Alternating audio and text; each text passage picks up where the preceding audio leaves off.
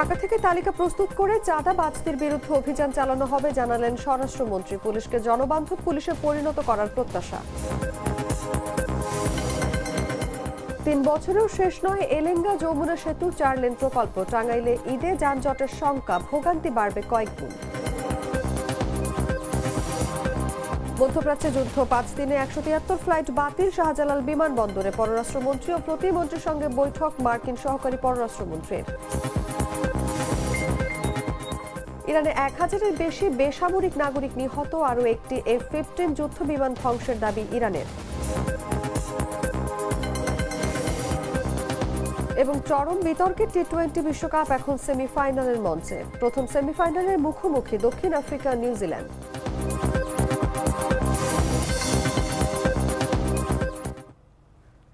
এতক্ষণ শুনছিলেন সংবাদ শিরোনাম। দর্শক, আমন্ত্রণ দুপুর ৩টার সংবাদে। সঙ্গে আছে আমি অনুভা বিশ্বাস।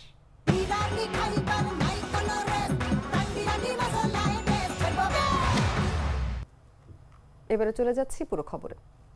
খুব শিগগিরই রাজধানী ঢাকা থেকে চাঁদাবাজদের একটি তালিকা প্রস্তুত করে তাদের বিরুদ্ধে বিশেষ অভিযান চালানো হবে বলে জানিয়েছেন স্বরাষ্ট্রমন্ত্রী সালাউদ্দিন আহমেদ। বলেন, দেশে আইনশৃঙ্খলা পরিস্থিতির উন্নয়ন ও আইনের শাসন প্রতিষ্ঠাই সরকারের প্রধান অগ্রাধিকার। বুধবার সকালে ডিএমপি সদর দফতর পরিদর্শন করে এসব কথা বলেন তিনি বলেন, অতীতের মতো তাবেদারি নয়, পুলিশকে জনবান্ধব পুলিশে পরিণত করা হবে। এছাড়া যানজট কমাতে ব্যাটারি চালিত রিকশা নিয়ন্ত্রণ করা হবে। মন্ত্রী বলেন, যারা অস্ত্রধারী ও দাগী আসামি তাদের আইনের আওতায় আনা হবে। জনগণকে আশ্বস্ত করে তিনি বলেন, এটি জনগণের সরকার, আগের সরকারের সঙ্গে তুলনা না করে বর্তমান প্রশাসনের কার্যক্রম মূল্যায়ন করতে হবে। পুলিশ বাহিনী দেশ ও জাতির কল্যাণে প্রস্তুত রয়েছে এবং ব্যক্তি কেন্দ্রিক কোনো পুলিশিং চলবে না। পুলিশ আইনের গতিতেই চলবে।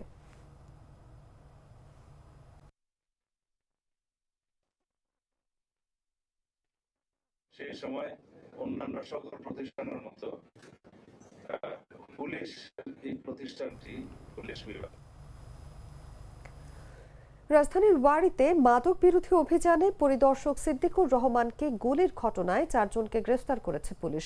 এই ঘটনায় 2টি পিস্তল, একটি রিভলভার ও 23 রাউন্ড গুলি সহ একটি মোটরসাইকেলও জব্দ করেছে পুলিশ।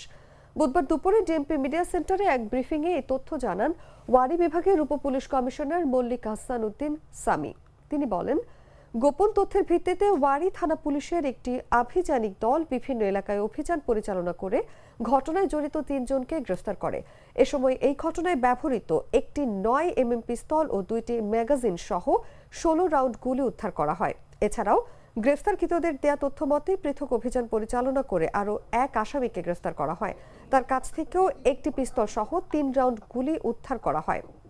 অস্ত্রগুলি উদ্ধার সংক্রান্তে ওয়ারী থানায় 2টি মামলা রুজু করেছে পুলিশ।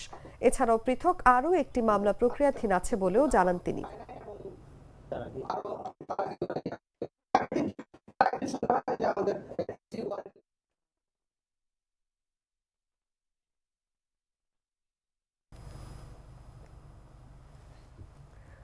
টাঙ্গাইল যমুনা সেতু মহাসড়কের এলেঙ্গা থেকে যমুনা সেতু পর্যন্ত 4 লেনে উন্নীতকরণের কাজ ধীর গতিতে এগোচ্ছে। 3 বছরের মেয়াদ পেরিয়ে গেলেও অগ্রগতি মাত্র 50%, যা প্রতিদিনের যাত্রীদের পাশাপাশি ঈদ যাত্রায় ভোগান্তি বাড়ানোর আশঙ্কা জাগাচ্ছে।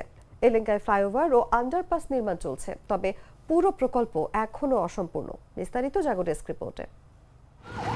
টাঙ্গাইল যমুনা সেতু মহাসড়কের এলেঙ্গা থেকে যমুনা সেতু পর্যন্ত 13.5 কিলোমিটার 4 লেনে উন্নীতকরণ প্রকল্পের কাজ চলছে ধীর গতিতে। 3 বছর পেরিয়ে মেয়াদ শেষ হলেও অগ্রগতি মাত্র 50%। এতে প্রতিদিনের যাত্রীদের পাশাপাশি ঈদযাত্রায় ভোগান্তির আশঙ্কা বাড়ছে কয়েক গুণ। দক্ষিণ এশীয় উপ আঞ্চলিক সহযোগিতা সাসেক 2 প্রকল্পের আওতায় 2021 সালের ডিসেম্বরে টেন্ডার পায় আব্দুল মোনায়েম লিমিটেড।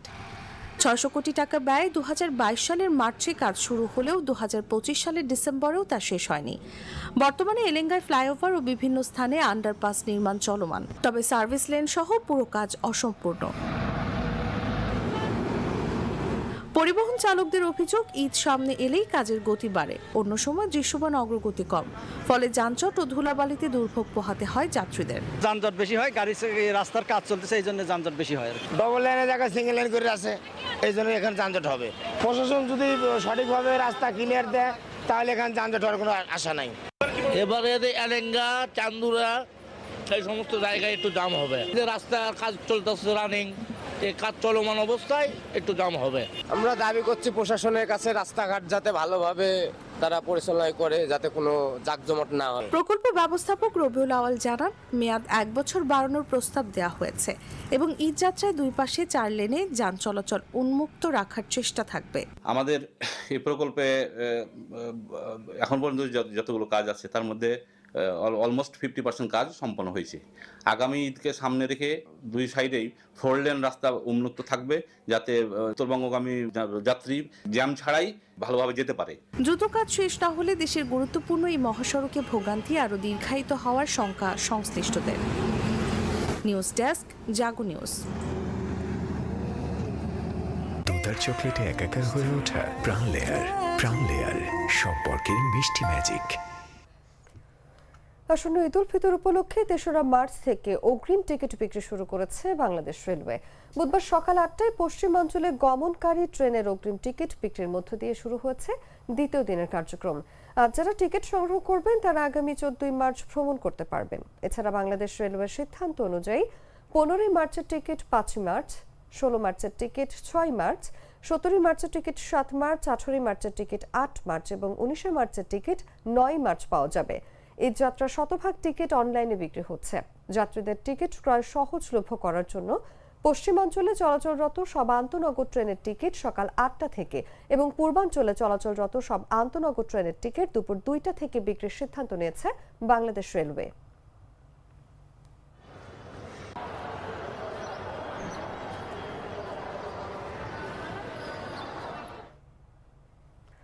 পররাষ্ট্রমন্ত্রী ডক্টর খলিলুর রহমান ও পররাষ্ট্র প্রতিমন্ত্রী শামা ওবায়দ ইসলামের সঙ্গে উচ্চ পর্যায়ের বৈঠক সম্পন্ন করেছেন যুক্তরাষ্ট্রের দক্ষিণ ও মধ্য এশিয়া বিষয়ক সহকারী পররাষ্ট্রমন্ত্রী পল কাপুর। বুধবার সকালে পররাষ্ট্র মন্ত্রণালয়ে এই বৈঠক অনুষ্ঠিত হয়। বৈঠক শেষে সাংবাদিকদের মুখোমুখি হয়ে সংক্ষিপ্ত প্রতিক্রিয়ায় মার্কিন এই কূটনীতিক জানান, আলোচনা অত্যন্ত ফলপ্রসূ হয়েছে ও ভালো হয়েছে, তবে এসব প্রশ্নের কোনো সুনির্দিষ্ট জবাব না দিয়ে শুধুমাত্র বৈঠক ভালো হয়েছে মন্তব্য করে তিনি পররাষ্ট্র মন্ত্রণালয় ত্যাগ করেন। এর আগে সকাল 9:15টায় তিনি মন্ত্রণালয়ে পৌঁছান এবং প্রথমে পররাষ্ট্র প্রতিমন্ত্রীর সঙ্গে বৈঠকে বসেন। এরপর তিনি পররাষ্ট্রমন্ত্রীর সঙ্গে আলাদা বৈঠক অনুষ্ঠিত হয়। কূটনৈতিক সূত্র জানায়, এসব বৈঠকে দুই দেশের রাজনৈতিক সমঝোতা, বাণিজ্য চুক্তির বাস্তবায়ন, রোহিঙ্গা সংকট এবং মধ্যপ্রাচ্যের বর্তমান অস্থিতিশীল পরিস্থিতির মতো গুরুত্বপূর্ণ আঞ্চলিক ও আন্তর্জাতিক ইস্যুগুলো প্রাধান্য পেয়েছে।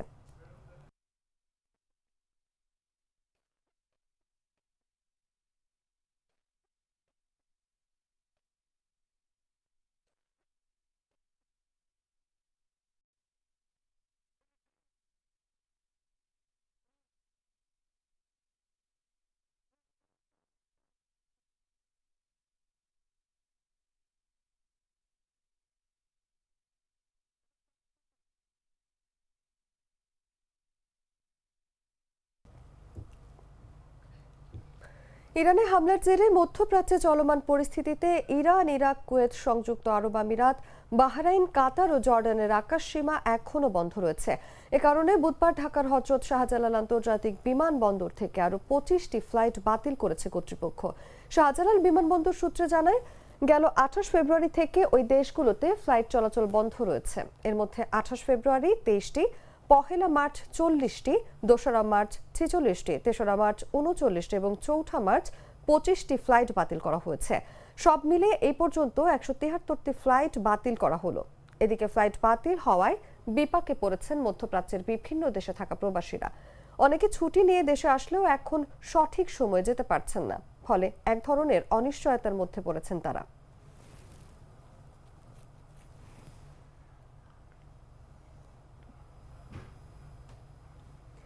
রমজান মাস শুরু হয়েছে এক সপ্তাহ। রোজা শুরুর আগে বাজারে লেবু, শসা, বেগুন, মরিচ, পেঁয়াজ, মুরগি সহ বিভিন্ন পণ্যের দাম বেড়েছিল। তবে 2 সপ্তাহের ব্যবধানে পেঁয়াজ ও আলুর দাম কিছুটা কমেছে। অন্যদিকে বেড়েছে ব্রয়লার ও সোনালী মুরগির দাম। বর্তমানে বাজারে শসা বিক্রি হচ্ছে প্রতি কেজি 40 টাকায় এবং লেবু প্রতি হালি 60 টাকায়। সপ্তাহের ব্যবধানে উভয় পণ্যের দামই কমেছে 10 টাকা করে। আলু বিক্রি হচ্ছে প্রতি কেজি 15 থেকে 18 টাকায়। পেঁয়াজের দাম প্রকার ভেদে ভিন্ন। বেগুন প্রতি কেজি বিক্রি হচ্ছে 60 থেকে 80 টাকায়, যা গত সপ্তাহে ছিল 80 থেকে 100 টাকা। কাঁচামরিচ বিক্রি হচ্ছে প্রতি কেজি 120 থেকে 140 টাকায়। বাজারে অন্যান্য সবজির দাম মোটামুটি স্থিতিশীল রয়েছে। এদিকে ব্রয়লার মুরগির দাম কেজিতে 20 থেকে 30 টাকা বেড়েছে। বর্তমানে প্রতি কেজি ব্রয়লার মুরগি বিক্রি হচ্ছে 180 থেকে 190 টাকায়, যা গত সপ্তাহে ছিল 160 থেকে 170 টাকা। পাশাপাশি এক সপ্তাহের ব্যবধানে সোনালী মুরগির দাম কেজিতে 30 থেকে 50 টাকা বেড়েছে। বর্তমানে প্রতি কেজি সোনালী মুরগি বিক্রি হচ্ছে 300 থেকে 350 টাকায়। তবে ফার্মের মুরগির ডিমের দাম স্থিতিশীল রয়েছে।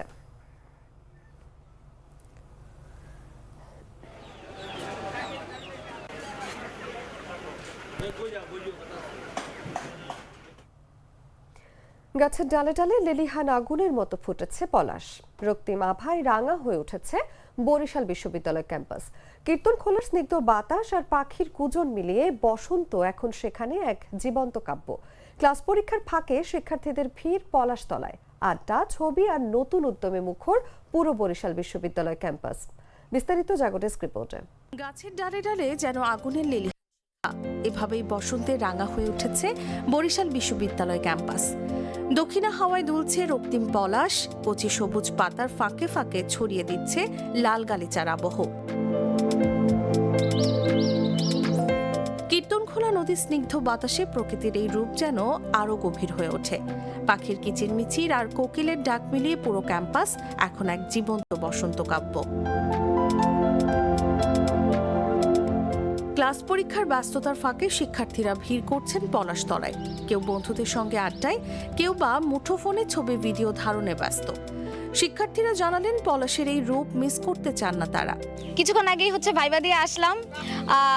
আসলে রোজা যেহেতু শুরু হয়ে গেছে, আগেরবারও আমাদের ক্যাম্পাসে যেহেতু এই পলাশ ফুলটা ফোটে, আগেরবারও আমরা এখানে শাড়ি পরে সবাই ছবি তুলেছি এবং অনেক দর্শনার্থী আগেরবারও এসেছে, এবারও আসছে। তো রোজা শুরু হওয়ার কারণে আর ভাইবার প্রেশার থাকার কারণে সুযোগ হয়ে ওঠে নাই। এখন ভাইবা দিয়ে আসলাম, এখন মন ফ্রেশ করতে আসছি। বরিশাল বিশ্ববিদ্যালয়ে পলাশ ফুলের সৌন্দর্য উপভোগ করতে এসেছি। আমি, আমার বান্ধবী আছে। আসলে একটা উল্লেখযোগ্য একটা বিষয় বা প্রাকৃতিক সৌন্দর্য যা সবাই উপভোগ করতে আসে। প্রত্যেকদিন বিকেলবেলা দেখা যায় যে বরিশাল শহরের বিভিন্ন লোকজন আসে এবং আমরা ক্যাম্পাসের যারা শিক্ষার্থীরা আছে আমাদের সবাই দেখা গেছে যে একটা আগ্রহ বা উদ্দীপনার সাথে এই বিষয়টা উপভোগ করে। এবং ক্যাম্পাসের মধ্যে আমাদের যতটুকু যা আছে প্রকৃতি সুন্দর আছে, ভালোই লাগছে। চারপাশে ফুল ফুটতেছে, পলাশ ফুল, কোকিল ডাকতেছে, বাতাস বইছে, সবকিছু নিয়ে আসলে রমজান মাসও চলছে, বসন্ত আসছে, শীতকালেও শেষের দিকে, ভালোই লাগছে।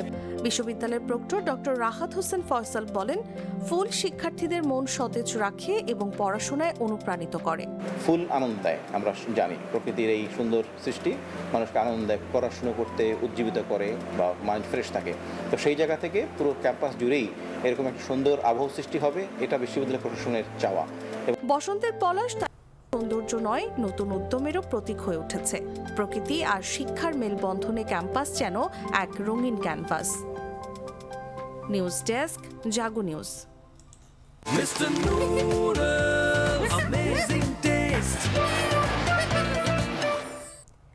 জানাবো আন্তর্জাতিক সংবাদ।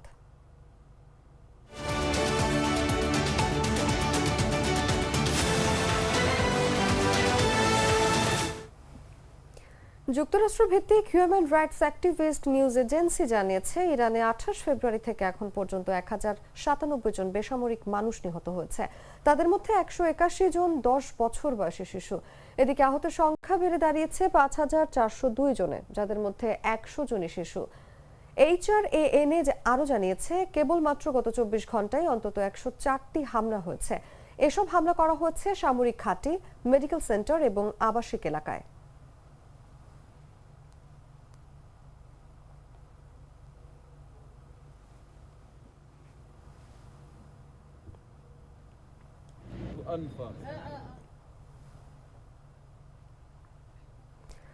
আরও একটি মার্কিন F-15 যুদ্ধবিমান ধ্বংসের দাবি করেছে ইরান। বুধবার দেশটির রাথা সরকারি বার্তা সংস্থা তাসনিমের প্রতিবেদনে জানানো হয়, ইরানি সেনাবাহিনীর বিমান প্রতিরক্ষা ইউনিট যুদ্ধ বিমানটিকে গুলি করে ভূপাতিত করে।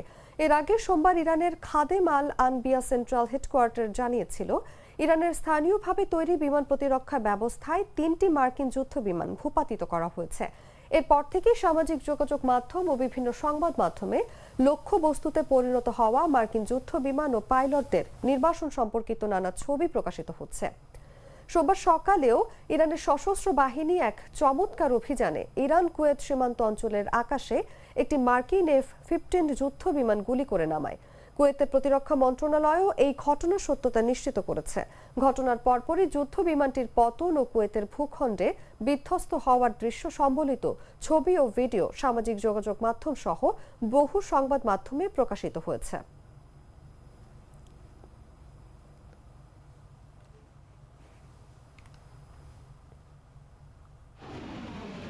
ইরানের নতুন সুপ্রিম লিডার হিসেবে দায়িত্ব গ্রহণ করেছেন প্রয়াত নেতা আয়াতুল্লাহ আলী খামিনির ছেলে মোস্তফা খামিনি। বিপ্লবী গার্ড বাহিনীর প্রভাব ও চাপে অ্যাসেম্বলি অব এক্সপার্টস তাকে এই পদে নির্বাচিত করেছে। দীর্ঘ সময় ধরে পর্দার আড়ালে থেকে ইরানের ক্ষমতার কেন্দ্রবিন্দুতে সক্রিয় থাকা মোস্তফা খামিনি এখন দেশটির সর্বোচ্চ রাষ্ট্রীয় ও ধর্মীয় প্রধান। 1969 সালের 8 সেপ্টেম্বর ইরানের মাশহাদ শহরে এক ধর্মীয় পরিবারে জন্ম নেওয়া মোস্তফা ইরানের দ্বিতীয় সর্বোচ্চ নেতা আলী খামিনির ছেলে। 1987 সালে মাধ্যমিক শিক্ষা শেষ করার পরপরই তিনি ইসলামী বিপ্লবী গার্ড বাহিনীতে যোগ দেন এবং ইরান ইরাক যুদ্ধের শেষ পর্যায়ে অংশগ্রহণ করেন। 90 দশকের শেষের দিকে তিনি কোম শহরের সেমিনারিতে উচ্চতর ধর্মীয় শিক্ষা গ্রহণ করেন এবং সেখানে শিক্ষকতাও করেন। মোস্তফা খামিনি মূলত অফিস অব দ্য সুপ্রিম লিডারের একজন প্রভাবশালী নিয়ন্ত্রক হিসেবে পরিচিত।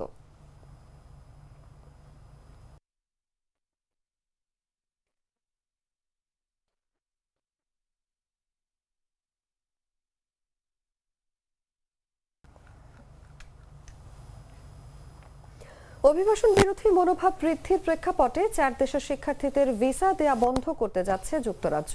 দেশগুলো হলো আফগানিস্তান, ক্যামেরুন, মিয়ানমার ও সুদান। তাছাড়া আফগান নাগরিকদের জন্য কর্ম ভিসাও স্থগিত করা হবে বলে জানানো হয়েছে।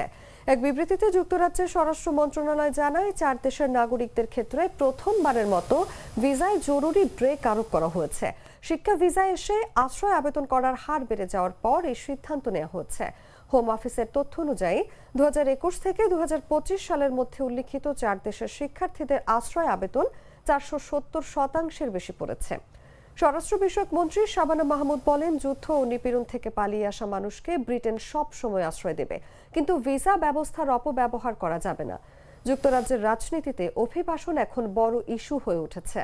অভিবাসন বিরোধী অবস্থানের কারণে কট্টর ডানপন্থী দল রিফর্ম ইউকে জনমত জরিপে এগিয়ে যাচ্ছে।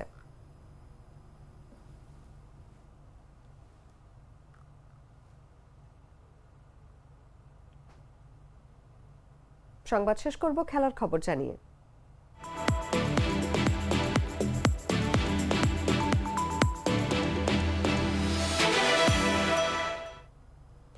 গ্রুপ পর্ব ও সুপার 8-এর পর এবার সেমিফাইনালের লড়াই। প্রথম ম্যাচে মুখোমুখি হচ্ছে শিরোপার স্বপ্নে বুঁদ হয়ে থাকা দুই দল, দক্ষিণ আফ্রিকা ও নিউজিল্যান্ড।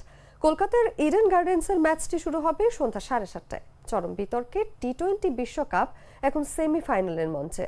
এবারও সুবিধা নেয়ার বিতর্ক থেকে বেরোতে পারেনি ভারত। আপাতত তা নিয়ে মাথা না ঘামিয়ে ফাইনালের দিকে তাকিয়ে দক্ষিণ আফ্রিকা ও নিউজিল্যান্ড। একটা বিশ্বকাপ জয় করার আক্ষেপ খোঁচানোর খুব কাছে গিয়েও গেল আসরে আশাহত হয়ে ফিরেছিল প্রোটিয়ারা। প্রায় বছর 2 ব্যবধানে আবারও স্বপ্ন উকিয়ে দিচ্ছে ডেভিড মিলারদের। ভারতের মাটিতে যে পারফরমেন্স তাদের, তাতে সেমির বাধা টপকে তাদের ফাইনালে যাওয়ার সম্ভাবনাই বেশি। এবারের বিশ্বকাপে এখন পর্যন্ত একমাত্র অপরাজিত দল দক্ষিণ আফ্রিকা। গেল ম্যাচে জিম্বাবুয়েকে 5 উইকেটে উড়িয়ে দেয়া প্রোটিয়ারা সুপার 8-এর পাশাপাশি গ্রুপ পর্বের ম্যাচগুলোতেও ছিল অপ্রতিরোধ্য। তাদের দাপটের পারফরমেন্সে কুপকাত হয়েছে নিউজিল্যান্ড। সেই আত্মবিশ্বাস সঙ্গী করেই ইডেন গার্ডেন্সে নামবে মার্ক রামের দল।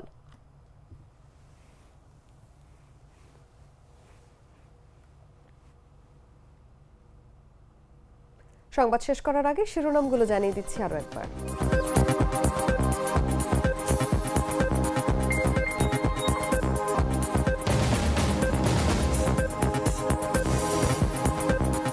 ঢাকা থেকে তালিকা প্রস্তুত করে চাঁদাবাজদের বিরুদ্ধে অভিযান চালানো হবে, জানালেন স্বরাষ্ট্রমন্ত্রী। পুলিশকে জনবান্ধব পুলিশে পরিণত করার প্রত্যাশা।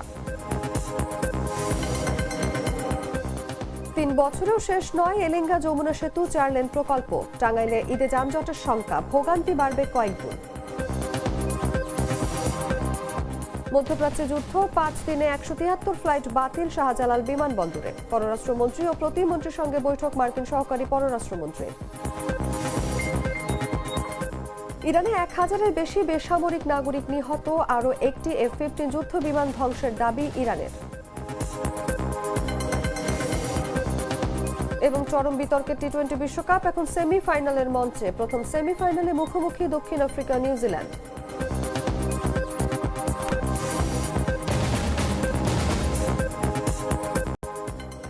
দর্শক, এই ছিল এখনকার মতো। এরপর বিকেল 5টায় দেখবেন দেশজুড়ে সংবাদ। প্রতি মুহূর্তের সর্বশেষ খবর জানতে ভিজিট করুন jagonews24.com। ফলো করুন আমাদের ভেরিফাইড ফেসবুক পেজ এবং সাবস্ক্রাইব করুন জাগো নিউজের ইউটিউব চ্যানেল। ধন্যবাদ সবাইকে।